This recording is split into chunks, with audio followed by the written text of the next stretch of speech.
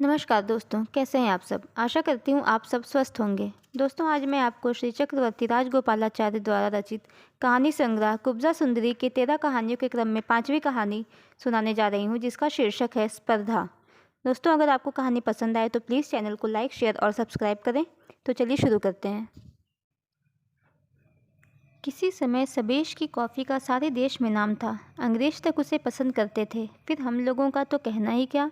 मद्रासी समाज के ऊंचे घराने की स्त्रियां कहती थीं कि बीज चाहे कितने ही अच्छे क्यों ना हो और उन्हें चाहे कितनी ही सावधानी से क्यों ना भूना जाए, घर पर तैयार की हुई कॉफ़ी सबेश की टीन बंद कॉफ़ी की बराबरी नहीं कर सकती। सबेश ने कॉफ़ी का कारोबार सन 1925 में आरंभ किया। 2 वर्ष तक उसके जीवन में शायद ही ऐसी कोई घड़ी आई हो जो सुख और चैन से कटी हो। लेकिन सन 1928 में सुब्बू कुट्टी उसके यहाँ क्लर्क होकर आया और तब से सबेश का भाग्य सूर्य दिन पर दिन ऊंचा होता उठता गया। 6 महीने के भीतर ही भीतर उसका व्यापार तिगुना हो गया और बाद में भी इसी तरह तेजी से बढ़ता रहा। स्वयं सबेश को इस पर आश्चर्य होता था। वह समझता था कि सुब्बू कुट्टी भाग्यवान है और इसलिए उसके साथ बड़े स्नेह से बर्ताव करता था। उसके बिना कहे ही वह उसे हर तरह की सहायता देता था। उसने उसकी बहन का ब्याह एक अच्छे और धनी परिवार में करा दिया था और सारा खर्चा भी अपने पास से किया था। वह सुब्बू कुट्टी को अपना क्लर्क ही नहीं बल्कि साझीदार भी मानता था। सुब्बू कुट्टी की माँ ने उसे कॉफ़ी का एक ऐसा गुप्त ढंग सिखा दिया था कि उससे कॉफ़ी में एक विशेष सुगंध आ जाती थी। जब सुब्बू कुट्टी सबेश की कंपनी में क्लर्क हुआ तो एक दिन सबेश को उसके घर बनी हुई कॉफ़ी का एक प्याला पीने का मौका मिला। इतनी अच्छी कॉफ़ी मैंने कभी नहीं पी, उसने कहा और सुब्बू कुट्टी की माँ से ढेर सारे सवाल पूछ डाले। क्या इसके पीसने का कोई ख़ास तरीका है, या इसके बीज में कोई विशेषता है, या इसे साफ़ करने की कोई खूबी है, आदि आदि। सुब्बू कुट्टी की माँ ने कुछ और ना बताकर सिर्फ इतना कहा, इसका रहस्य सुब्बू कुट्टी से पूछिए। इस पर सबेश बोला, कुछ भी सही, क्या यह बात हमारी कंपनी में कॉफ़ी पीसते समय नहीं की जा सकती। हाँ हाँ, क्यों नहीं, सुब्बू कुट्टी की माँ ने उत्तर दिया। उसके बाद जब बीज पीसे जाते तो सबेश कुट्टी को कारखाने भेज देता। वहाँ वह उसे जो कुछ करता सब छिपा कर करता। यहाँ तक कि सबेश भी भेद न जान पाया। उसे सिर्फ इतना ही पता था कि सुब्बू कुट्टी अपने घर से टीन में कोई चीज़ लाता है और पीसते समय बीजों में मिला देता है। ये बात निजी तौर पर पहले ही तय हो ली थी कि इस रहस्य के बारे में सबेश उससे कुछ पूछेगा नहीं। कारोबार खूब बढ़ा और बड़ा लाभ हुआ। सबेश मद्रास के व्यापारी राजकुमारों में गिना जाने लगा। वह बहुत से व्यापार मंडलों और क्लबों का सदस्य भी चुन लिया गया। 2-4 बार सबेश ने सुब्बू कुट्टी से जानने की चेष्टा की, लेकिन उसकी माँ ने उससे शपथ ले ली थी कि वह किसी को, यहाँ तक कि सबेश को भी, अपना भेद नहीं बताएगा। सबेश ने बाद में जिद नहीं की। सन 1936 में सबेश को 24,000 रुपये की बचत हुई। सुब्बू कुट्टी को 250 रुपये तनख्वाह मिलती थी। वह हर रोज सबेश की मोटर में घर जाया करता था। इससे उसके वे मित्र जो पहले बड़ा स्नेह दिखाते थे, अब ईर्ष्या करने लगे। उन्हें उसमें ऐसी बुराइयां दिखाई देने लगीं जैसी पहले कभी नहीं दिखाई दी थी, और वे उसकी सबेश से शत्रुता कराने की चेष्टा करने लगे। लेकिन वे सफल नहीं हो सके। उल्टा उन दोनों का एक दूसरे के प्रति विश्वास और स्नेह बढ़ता गया। इसी प्रकार 2 वर्ष बीत गए। एक दिन सबेश लकड़ी के एक व्यापारी से बातें कर रहा था। तुम्हारा कारोबार अच्छा चल रहा है, लेकिन सुना है कि तुम्हारा मैनेजर सुब्बू कुट्टी अय्यर कॉफ़ी अपना अलग काम शुरू करने जा रहा है। लकड़ी के व्यापारी ने कहा, ऐसी तो कोई बात नहीं है। तुमसे किसने कहा, सबेश ने पूछा। मुझे पता है, इसके बारे में वह खुद कुछ आदमियों से बातें कर रहा था।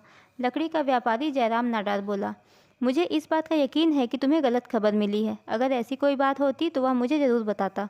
मैं तुम्हें विश्वास दिलाता हूँ कि यह कोरी अफवाह नहीं है। तुम खुद सब कुछ सुन लोगे।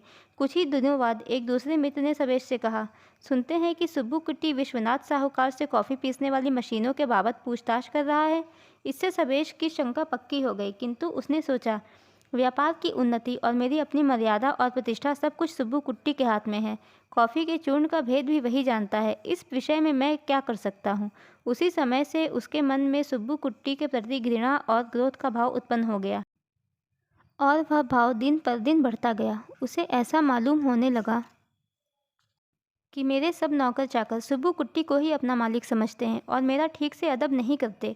इस तरह मालिक को अपने क्लर्क से ईर्ष्या होने लगी। देखो सुब्बू कुट्टी, अगर कारीगरों को कुछ कहना हुआ करे तो उन्हें मुझसे कहना चाहिए, तुमसे नहीं। ऐसे मामलों में मैं तुम्हारी सिफारिशें नहीं मान सकता। यह बात सबेश ने सुब्बू कुट्टी से उस समय कही जब वह उसके पास एक मजदूर की शिकायत के बारे में बातचीत करने आया। इस तरह की कई बातें कई बार हुईं। एक दिन सुब्बू कुट्टी ने सबेश से कहा, मैं 1 महीने की छुट्टी लेने की सोच रहा हूँ। अप्पू स्वामी अय्यर ने मुझे अपने साथ तिरुवारूर में रहने के लिए बुलाया है। मेहरबानी करके छुट्टी दे दीजिए। छुट्टी नहीं मिल सकती, सबेश ने कहा। सुब्बू कुट्टी की समझ में ना आया कि जो व्यक्ति मुझ पर अब तक इतना दयालु रहा है, वह अकारण ही मुझसे इतनी कठोरता और शुष्कता का व्यवहार कैसे करने लगा। यह सोचकर कि यह किसी बुरे ग्रह के कारण हो सकता है, वह अपना काम तो पहले की भांति अच्छी तरह करता रहा, लेकिन अब उसके हृदय में शांति नहीं थी। धीरे धीरे उसका स्वास्थ्य गिरने लगा। दवाओं से कोई लाभ न हुआ और डॉक्टरों ने उसे 2 महीने तक आराम करने की सलाह दी। लेकिन सवेश ने साफ साफ कह दिया कि जब तक कॉफ़ी का पाउडर बनाने का भेद नहीं बता दिया जाएगा, तब तक छुट्टी नहीं मिलेगी। नौकरी छोड़ दो बेटा, अब तक हमारे दिन अच्छे थे, अब वे दिन फिर वापस आएंगे, तब हम अपना एक छोटा सा व्यापार अलग कर लेंगे। भगवान जो चाहता है वही होता है, सुब्बू कुट्टी की माँ ने अपने बेटे से कहा और उसे सबेश से भेद न खोलने की सलाह दी। सबेश ने सुब्बू कुट्टी का इस्तीफा मंजूर कर लिया और उसे नौकरी से हटा दिया। इस घटना चक्र के कारण कुछ समय तक सबेश के कारोबार की हानि नहीं पहुंची। टीन पर नटराज की सुंदर मूर्ति, सब तरह की कॉफ़ी के प्राकृतिक गुण और सबेश की पुरानी ख्याति के कारण व्यापार चलता रहा। लेकिन फिर समय ने पलटा खाया। किसी ने कहा, आज की कॉफ़ी उतनी अच्छी नहीं। ऐसा मालूम होता है कि छन्ना खराब था या कॉफ़ी का टीन खुला रह गया था, इसीलिए इसकी सुगंध उड़ गई है। घर के लोगों ने कहा, सुब्बू यह काम पुराने मालिक के विरुद्ध प्रचार करने के लिए कर रहा है। एक क्लर्क के हटा दिए जाने पर कॉफ़ी में खराबी नहीं आ सकती, सबेश के मित्र बोले। लेकिन दूसरे ग्राहक यह कहकर कि घर की बनी कॉफ़ी का मुकाबला कोई नहीं कर सकता, घर पर भूनने के लिए कॉफ़ी के बीज खरीदने लगे। संक्षेप यह है कि सुब्बू कुट्टी के हटाए जाने के 5-6 महीने के भीतर ही भीतर सबेश का कारोबार घटने लगा। सुब्बू कुट्टी के मित्र विश्वनाथ साहूकार ने उससे अपने साथ साझे में काम करने को कहा।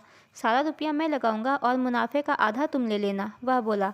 पहले तो सुब्बू कुट्टी 1-2 महीने तक इस प्रतीक्षा में रहा कि शायद सबेश मुझे फिर बुला ले, लेकिन बाद में उसने विश्वनाथ की योजना मान ली और काम शुरू कर दिया। सुब्बू कुट्टी में अब फिर से उत्साह आ गया। उसके सिर पर सबेश को मजा चखाने का भूत सवार हुआ। उसने अपनी माँ की तैयार की हुई कॉफ़ी का नाम नटेश रखा, जो सबेश से मिलता जुलता था। जो वस्तु सबेश की कॉफ़ी में छिपा कर मिलाई जाती थी, उसी की मात्रा 1.5 गुनी कर दी गई। लेबिल पर छपे हुए नटराज के चित्र में टांगों का ढंग उलट दिया गया। नई कॉफ़ी बाजार में आई, मेहनती एजेंट नियुक्त किए गए और बिक्री एकदम बढ़ने लगी। विश्वनाथ ने खूब रुपया खर्च करके इश्तहारबाजी की। उसने सुब्बू कुट्टी की उमंग को खूब बढ़ावा दिया और सबेश के प्रति उसके क्रोध को हर प्रकार के उपायों से जागृत रखा। सबेश ने हाईकोर्ट में मुकदमा दायर कर दिया कि सुब्बू कुट्टी ने अपनी कॉफ़ी के टीन का आकार और लेबिल मेरी ही कॉफ़ी के टीन से मिलता जुलता रखा है, जिससे ग्राहकों को धोखा हो जाता है और वे मेरे व्यापार में घाटा कर रहे हैं। मुकदमा 1 साल तक चलता रहा और अंत में सबेश की जीत हुई। जिस दिन अदालत ने फैसला सुनाया गया, सबेश को तेज बुखार था। फैसला सुनकर वह हर्ष से फूला न समाया और खाट से उठकर ड्राइवर के न होने के कारण स्वयं मोटर ले अपने वकील के घर जा पहुंचा।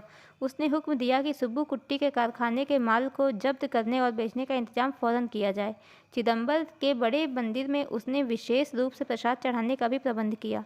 सुब्बू कुट्टी की माँ के दुख का पारावार न रहा। उसे ऐसा लगने लगा मानो प्रलय हो रहा है। भगवान, क्या तुम सबेश को दंड नहीं दोगे? उसने मेरे बेटे के साथ जो अन्याय किया है, उसका फल क्या उसे नहीं मिलेगा? इस प्रकार उसने अपने देवता से प्रार्थना की और मानो उसकी प्रार्थना में फैसले के 8वें दिन डॉक्टरों की आशाओं के विपरीत सबेश हृदय की गति बंद हो जाने के कारण संसार से चल बसा। सबेश की मृत्यु के बाद हाईकोर्ट की डिग्री बेकार हो गई। विश्वनाथ के वकीलों ने उसे कानून समझाते हुए सलाह दी कि तुम्हारी कंपनी अब बिना किसी रुकावट के अपनी कॉफ़ी बेच सकती है। उन्होंने यह भी कहा कि यदि नटराज के चित्र के बदले काले नाग पर नाचते हुए कृष्ण की तस्वीर बना दी जाए तो किसी को भी आपत्ति नहीं रह जाएगी। सबेश का भूत हवा में विरोध कर रहा था। हाय हाय, मेरे अनुकूल डिग्री मिल जाने का कुछ भी लाभ नहीं हुआ। घृणा और बुरी नीयत का हठ ऐसा ही होता है। दुख करने से कोई लाभ नहीं, एक साधु की आत्मा ने कहा और यह गीत गाया। उसने अपनी स्त्री से कहा, मैं बढ़िया भोजन चाहता हूँ। स्त्री ने परोसा और उसने बड़े स्वाद से खाया। अपनी प्रेमिका के संग वह सोने चला गया। मेरी बाई और कुछ दर्द है, उसने कहा। यह बात कहकर वह खाट पर लेट गया, परंतु वह वहाँ सदा के लिए लेटा रहा, क्योंकि वह मर गया था। वकील की सलाह ने विश्वनाथ और कुट्टी में फिर से स्फूर्ति भर दी। उन्हें लगा मानो उन्होंने फिर से संसार पर विजय प्राप्त कर ली है, परंतु दुर्भाग्यवश कॉफ़ी के चूर्ण का भेद खुल चुका था। सारे नगर में चर्चा होने लगी। इस कॉफ़ी के चूर्ण में रीठे का मेल होता है। किसी ने कहा, कॉफ़ी के टीन में 1/4 हिस्सा रीठे का चूरा होता है। और तब सबेश नटेश दोनों की कॉफ़ियों से लोगों को अरुचि हो गई। जो लोग इन लोगों में से एक भी कॉफ़ी पीते थे, उन्हें अपने स्वास्थ्य में गड़बड़ी मालूम होने लगी। किसी को कब्ज़ हो गया, किसी को दस्त आने लगे और किसी किसी को तो उसे पीने के बाद उल्टी तक होने लगी। फल यह हुआ कि सभी बड़े आदमी अपनी कॉफ़ी आप भूनने लगे। सुब्बू कुट्टी सचमुच अपनी कॉफ़ी में रीठे का चूर्ण एक टीन में एक चाय के चम्मच के हिसाब से मिलाया करता था। वही लोग जिन्हें पहले उसकी कॉफ़ी को पीने में मज़ा आता था, अब उसे असह्य रूप से बुरा समझने लगे। धन्यवाद दोस्तों, आज की कहानी यहीं पर समाप्त होती है।